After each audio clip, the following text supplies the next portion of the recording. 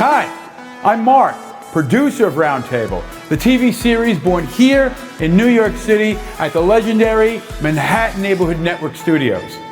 The exchange of ideas is important, and that is why we bring to you the following presentation. Please watch.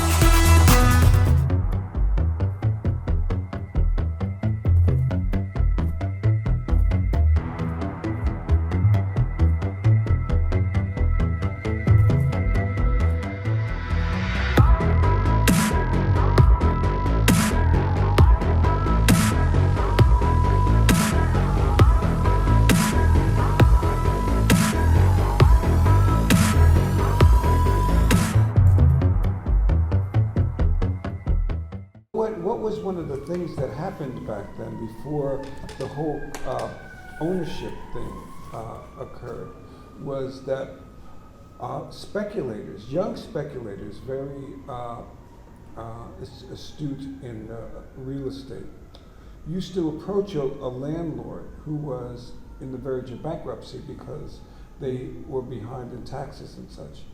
And they would say, listen, I will net lease your building for 30 years, and I will guarantee you income for the next 30 years. And the landlords were jumping on this because they couldn't rent the spaces. But the speculators were tuned to the fact that the artists wanted these places. Yes.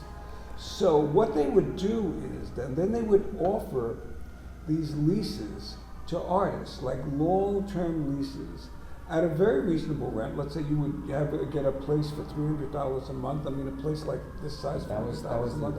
But the caveat was they would charge you what was called a fixture fee.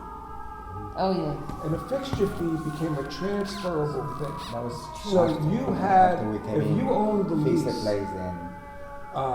you originally paid a fixture fee to this speculator. Of course, there was no fixtures. There was nothing, right? Yeah. So you would pay a fixture fee of, let's say, $2,000-$3,000 to this guy for the right to get the lease, which was totally illegal. It was kind of a, but so these guys would grab this net lease from the landlord, right? So they would have, let's say, 6 stories. So they would give these leases out to these artists, and they would get, let's say, $3,000-$4,000 from each artist. So then, so that's 4,000 or 3,000 times 6. So they would pull a quick 36,000 out, right? They would turn over the leases that they just signed to the artists, which was a net lease, to the landlord. Says, look, you've got 6 tenants now. You know what I mean? And it's a net lease, so they have to take care of the building. So you don't have any responsibilities. So you could just walk away. Of course, the landlords didn't want to completely walk away because they didn't want their building to fall down and crumble. So they would stay involved to some degree or another. And if they didn't stay involved to some degree or the other, the artist was going to pay their rent. So. The big winners turned out to be the speculators that walked away with the $36,000, except that these landlords that hung in there had somebody paying their rent for the X amount, and then at the end of the 30 years, all of a sudden, wow, I don't know, maybe my grandchildren got this building was now worth $20 million. You know what I mean? So it became a win-win for everybody. The artists got a space, the landlords got their money, and the speculators walked away with the cash. Then with that cash, they started buying buildings, but you could buy a building for $36,000. So imagine this guy does this, grabs $36,000 off the artists, all right? Then he turns around and he buys a building, you see. For $6,000? $36,000, which was available that month. And then they started to do what they were calling, that's when the co-op thing started to happen. So they started to co-op the lofts, and selling them to the artists for very modest, amount of money for what was seen back then. And and if you had a rich uncle or your parents were supportive of you, you bought a loft for $15,000, $15,000. But the smart landlords kept the grounds for themselves, so they were renting them out commercially when Gucci started and whatever started moving up and down West Broadway.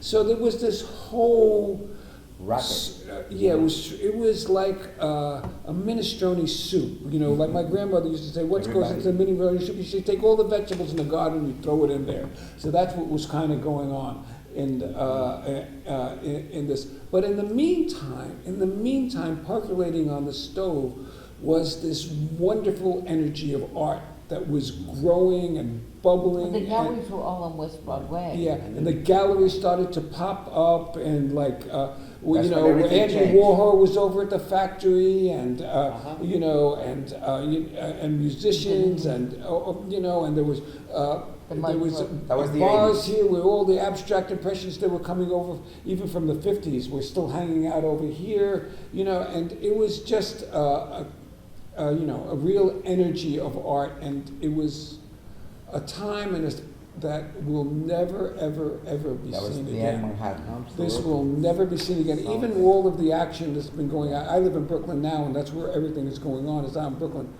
Nothing like what happened here will ever be seen It again. was so wonderful. It's a great You can't imagine. renaissance. It was like, and it had like a nice atmosphere. There was just like Bubby's. There's one restaurant in Tribeca. And in Soho, there was this place called Food and the Prince Street Bar, and this Japanese restaurant it's still there, Sojin or something like that, on just like 3 restaurants, that was it. And there was no way you could buy food, there was no supermarkets or anything. You went to Little Italy, and then the Gourmet Garage came in with a Chinatown. garage. They actually were in a garage. And actually, they were cheap back then. So they came in and they opened up like on Worcester Street maybe in a garage. It was hilarious. We used to shop at the Romas. The Romas? Yeah. Where's the That was on Romas? West Broadway and between Grand and Canal. So yeah, indeed, that sounds like the most creative atmosphere you can imagine, and there is no water. It was really like nobody wanted to come here, so that was nice. And then they had that abandoned highway, which you'll see. It's incredible what he photographed. And a whole series is in the Museum of the City of New York. And that highway was everyone's playground. This is really fascinating. It was, and it was really fun. And then they had all these warehouses where gay men would be in all night, and in the morning they'd be hanging out the windows.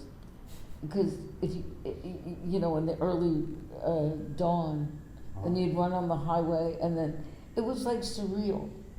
Oh, it does sound pretty surreal. So it was. It was very surreal, but it was very safe. There wasn't like it was very safe because nobody wanted to be here. Can you imagine? Very little And crime. can you imagine that? Nobody wanted to be here. That actor used to go to Bubby's in his pajamas with his slippers. What was that actor? And that actor that I used to hang out there. Our contractor just did a building for him.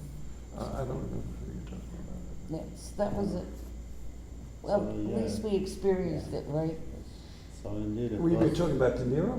No. No. Yeah, indeed, it was a very special atmosphere, and it probably was very easy to find interesting artists for your walls back then. You probably just need to open the window and shout, "Who want to be exhibited?" Right? Well, there was only artists. That's right. You say hello. You see somebody on the street. You say hello. Come to my place, so you can just walk in. There will be a party, as he was saying. Yeah.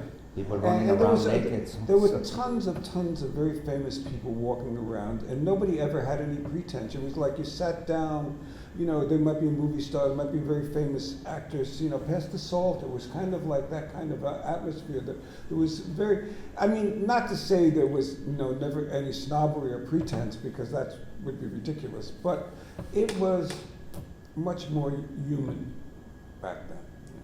So I would imagine that you didn't forget to make some street shots back then, right? Oh, yeah. What was it?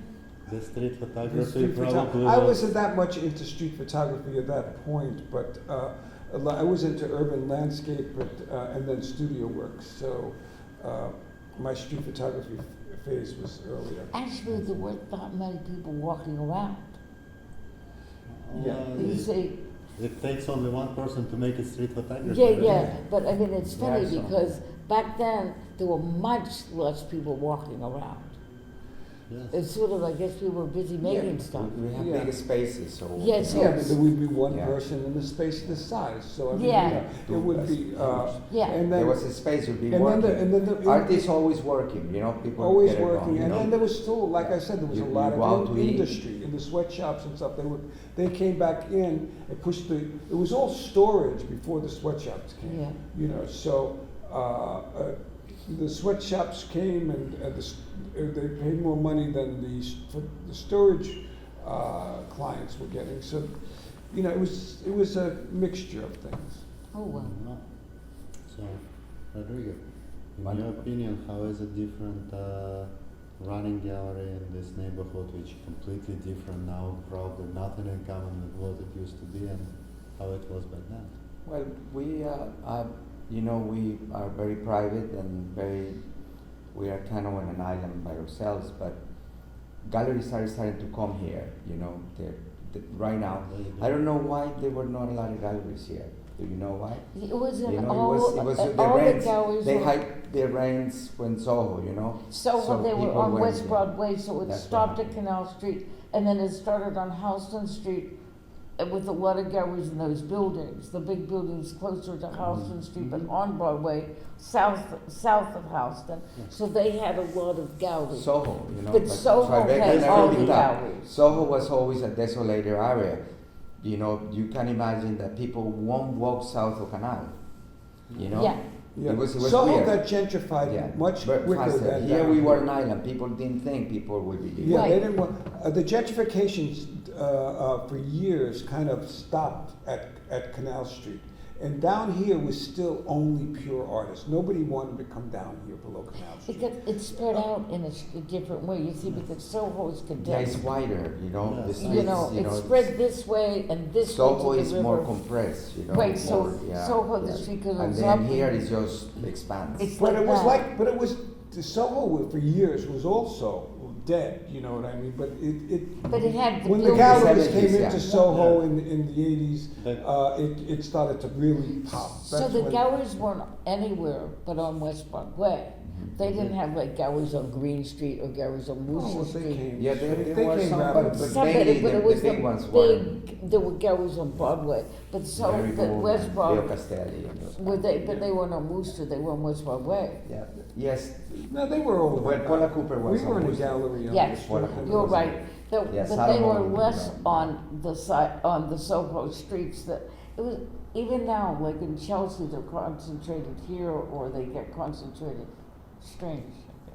Yeah, Paula Cooper was one of the first. Yes, it was. Yeah, It was- that was what my artist was, related to, and that's how I was, I was working, delivering things to Paula Cooper that would come here. So that was, my connection with galleries.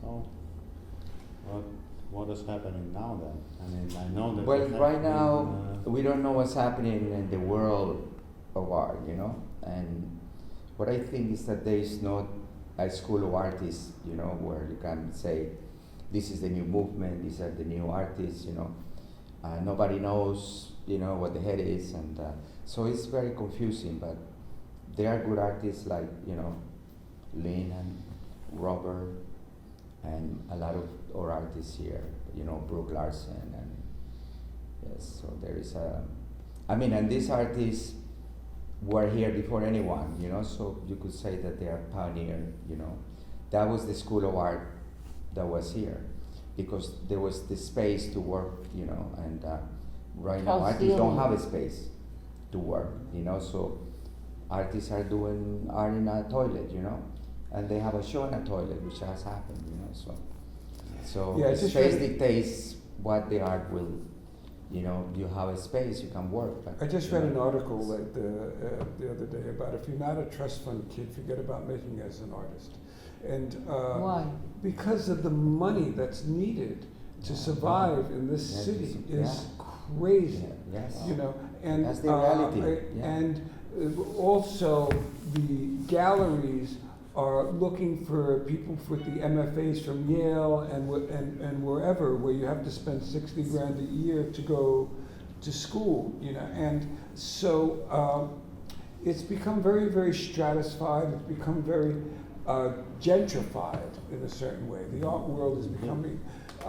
It's very, very, very hard.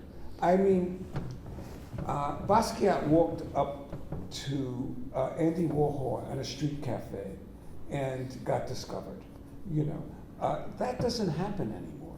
You know, It's people not don't conventional. network through people. We got our best breaks in the art world is because someone wandered into our loft for one reason or another. Eating dinner. You know,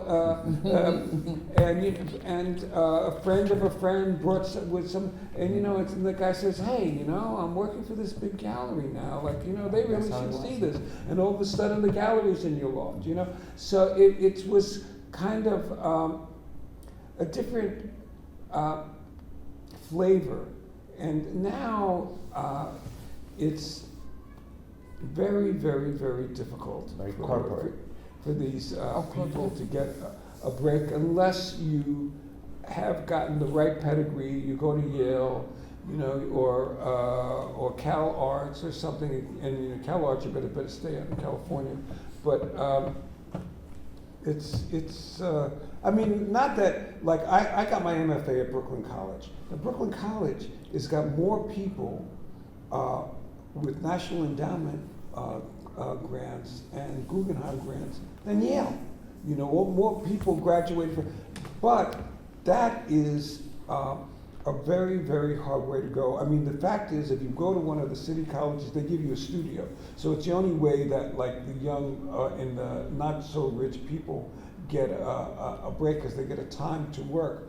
But now, you know, these young kids, I mean, people that work first assistants, there's 6 of them piled into a 3-room apartment, you know what I mean? It's very, very difficult. to produce So, you know, the magic that occurred back in the days is, Those days are gone. those days are gone. You know, artists are manufactured today, so.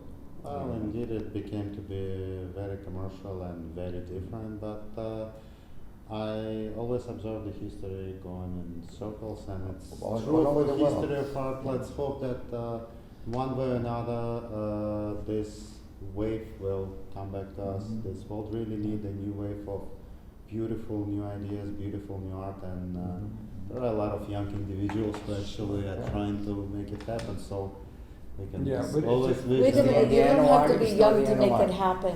You Yes, can the just art be side. any age Oh, and make it happen. positively, I But mean- you know, that's the thing that I found that I'm really disgusted with today, because who puts an arbitrary time limit about when somebody could happen?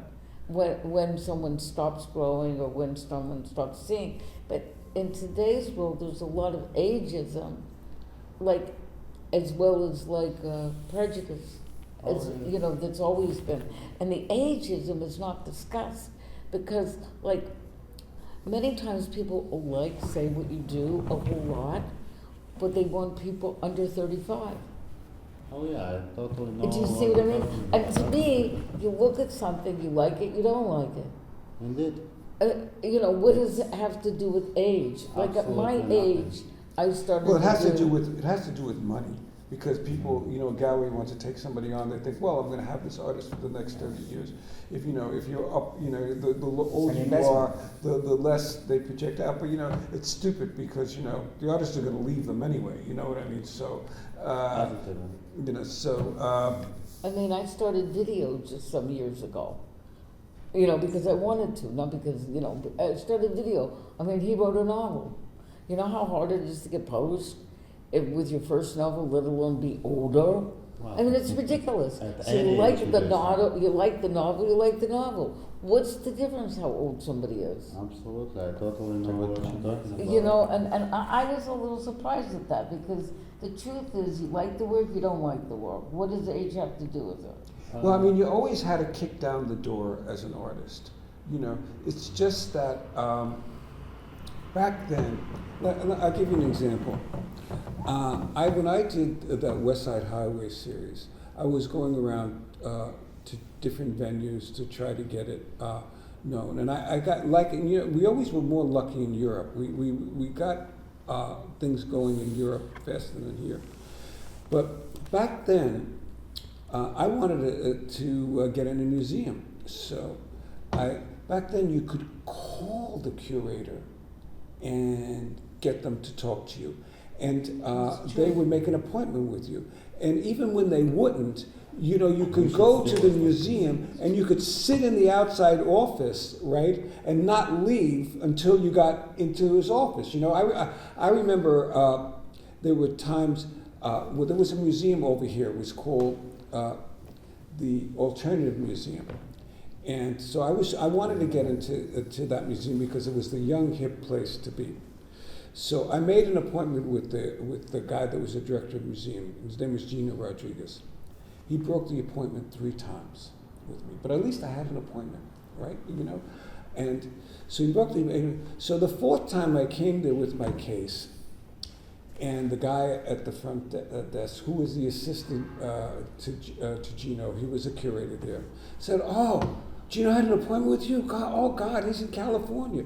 So I got up like this, and I had the case of my portfolio in my hand, and I slammed it down on the floor. I said, "That son of a bitch, he can't do that to me," you know? So he came running out from behind the desk, right? He says, "Oh, we're so sorry," you know, and apologizing that. He says, "I know you had all these appointments."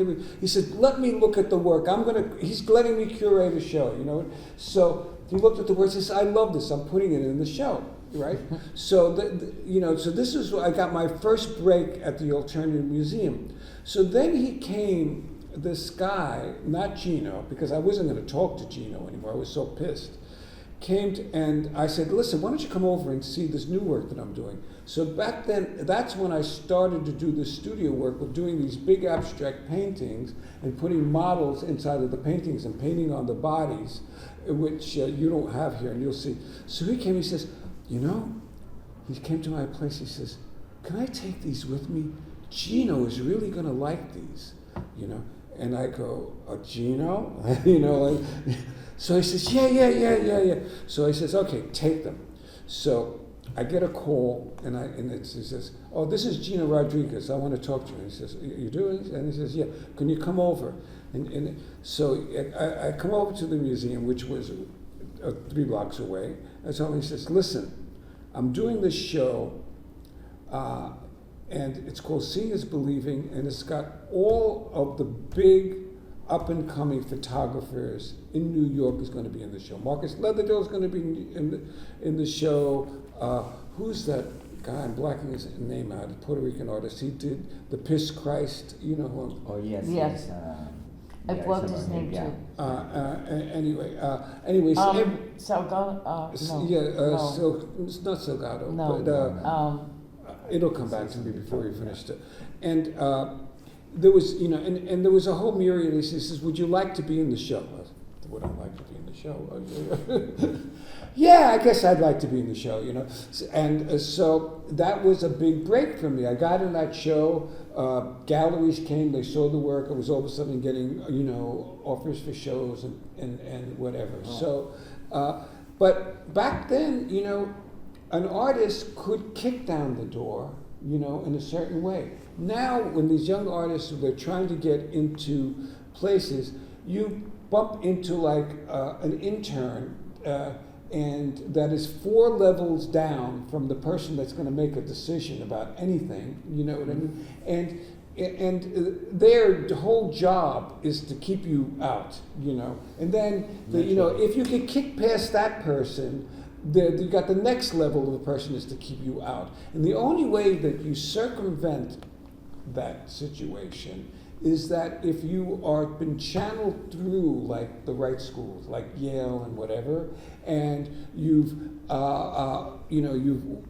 taken a left loop around the normal course that the proletariat person would have an opportunity to be seen. So it's much, much more difficult now, and I feel pity for the young artists trying to come up, but that's the world. Well, let's hope that we will see an improvement, not further dissolution of this. And there is so much I would want to ask you guys. I probably will have to have a separate episode with every single one of you. You'll have more fun in our house. I definitely will be looking forward for that. Thank you. So thank you Thank very you. much, Thank you. Rodrigo, for having us here. Thank you. Thank you. Lynn, Thank you thank you very much. Robert, Oh, you're it quite welcome. definitely It's a will pleasure. have to be continued. Thank you. Thank you.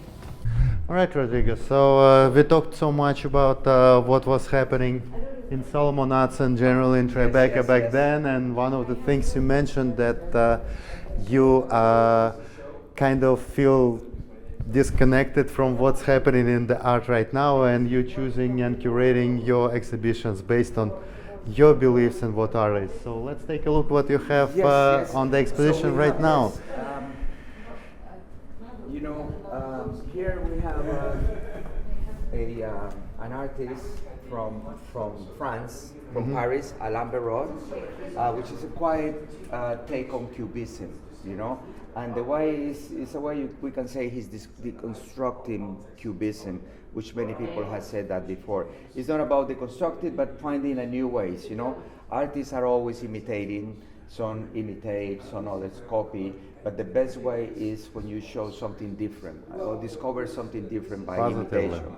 But eventually the artist arrive at his own, way of expressing, because you are curious. All artists learn from each other, Nobody, you can say, well, that's not original. For me, everything is original as long as the artist finds his way of expression, and then at one point makes it his own, and basically that's yes. Wow, And this one then is we pretty have special. Lynn Bianchi, which we already know. We spoke about it. Lynn a lot, And yes. then we have Philip Wallach, which is a very interesting artist from Poland. He does aerial photography, and as well as he pilots the plane, which is quite interesting, Indeed to be it able is, to that- do both at, he's very And it's indeed one unusual approach to aerial photography. It's really beautiful. and they look like paintings, if you can see the texture. The guitar is incredible.